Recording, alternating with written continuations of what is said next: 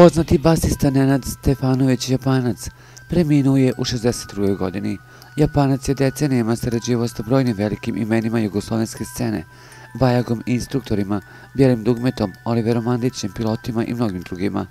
Na Twitteru i Facebooku saradnici se opraštaju od voljena kolege, a Bajaga je napisao: "Dragi naši prijatelji, prošlu godinu smo ispratili tužno sa odlaskom Miše Aleksića, a nažalost i ova je počela loše, odlaskom Nenada Stefanovića Japanca, naših prijatelja i kolege, jednog od najboljih bas gitarista ikada na ovim i ne samo na ovim prostorima. Neša je svirao na našim albumima, sa druge strane jastuka, Prodavnica tajni, Muzika na struju i na mnogim drugim pesmama.